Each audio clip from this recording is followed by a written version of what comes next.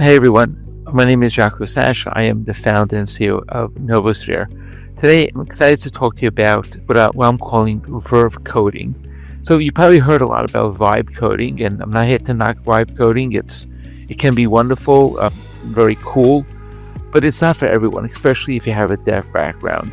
So today I want to introduce you to a better approach, one that lets you work with AI in a way that maximizes your productivity no matter what your skill level is. So what is that? The Verve Coding core principles are, we want to focus on the AI strengths. We want to tackle the hardest parts first.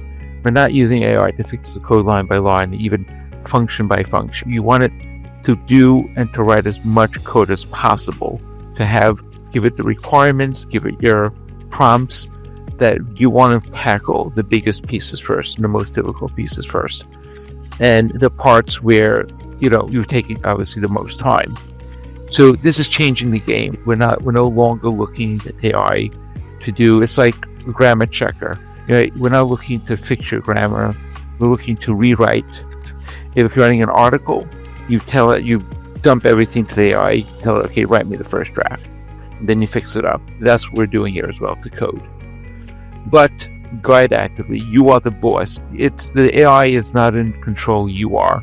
So the AI is going to suggest things and do things that you don't want. This is not vibe coding. You're not going where the AI takes you. You can listen for good ideas, absolutely. If the AI has a good suggestion, comes up with something you didn't think of course, listen to it. But you know what you want. You're looking to build something. You want to get something out. So be focused on what that is. And you're in charge. The AI is not in charge. You are.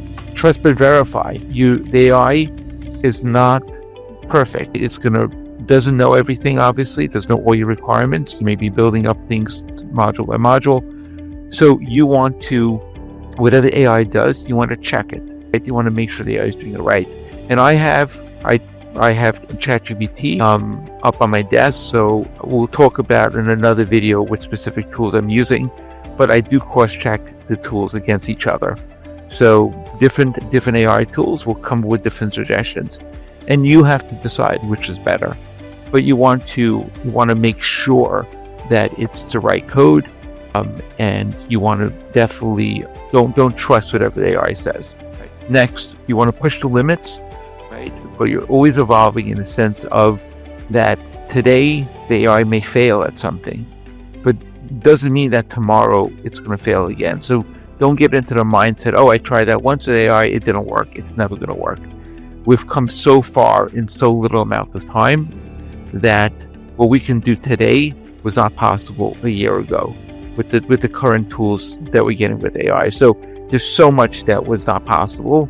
And if we have the mindset, I tried it once, it didn't work, I'm never going to try it again, that's a fail. You have to keep pushing with AI because it's constantly improving, and different tools are improving, and different models are improving as well. Now, this is controversial, the next one, so stay in your zone. A lot of people feel AI is opportunity to go, I should do new technology that I don't know, and I don't know what and just really push the limits. And it's true you want to do that, but you do want to stay to use familiar tools. The goal here is you want to get things done as quickly as possible.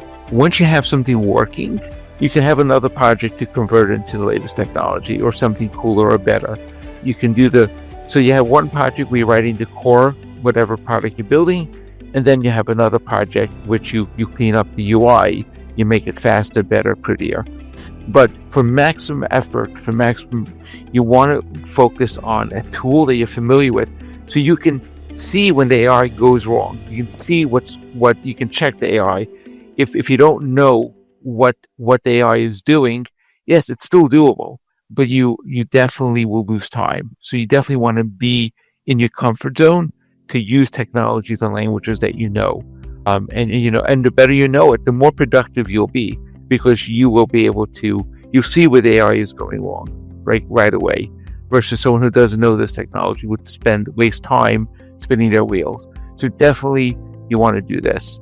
Next is you want to stay hyper productive, because the AI is going to be writing code for you, and we're not writing, a few lines here and there. It's writing modules, routines. It's writing a ton of code, a code that would take you a week to write if you had to write it by yourself. That's the goal. So what do you do? It's going to take time. It's, you're writing a week's worth of code. It's going to take, 10 minutes for the AI to write all that code. But that's 10 minutes that you should be doing something, right? You're not sitting there twiddling your thumb. While the AI is working, you're working too. You're checking things. You're validating what the AI is doing. You're learning what they is. So if you're using a language, right, we don't know everything. You may have to use a language that you may not be familiar with. So while the AI is writing more code or testing or deploying and doing whatever it needs to do, then you are also at the same time, you are learning. Maybe you're learning that language. So basically what I do a lot of times, if I'm not familiar with the code, I'll copy it into ChatGPT, because it's always on my desktop, and I say, explain this code to me. And it'll just line by line explain it to you. So this way you're learning something. You could be checking things, and again, maximum productivity here. The goal here is that with we can leverage AI properly with Verve Coding, we can get 10x. So what we would have done in 2 weeks, we can do in a day. Like, that's literally the types of productivity boosts that we're looking to achieve. So let's do a quick check over here with what is let's go to the next. So now, just as a point of comparison, Verve Coding we feel is great for developers or even non-developers. Not everyone's a developer, but it's basically it's for everyone. Vibe Coding was more targeted as non-developers, right? There's a way for them to write their own code, and Vibe Coding has its place. But Verve Coding is for everyone, because the goal here is that you're using AI to do the heavy lifting, which is true for both. You're fast building in both. But Verve Coding you're guided by a vision. You know what you want, and you're going to achieve your goal. It's a much more directed use of using AI. But you also have more responsibility. You're learning. You're reading code. You're learning. If you don't know the code, you have to learn it. You're understanding what the AI is doing. You're not a passive passenger on this ride. You're active. You are the boss. You're in control. Trust but verify. Same thing. You need to be. You're responsible. You're the manager. Stay in control because you have your vision. So Vibe Coding is basically, yes, you have some understanding of what's going on, but you're more of a passenger on the journey. We feel that Verve Coding is the right approach for the current state of AI.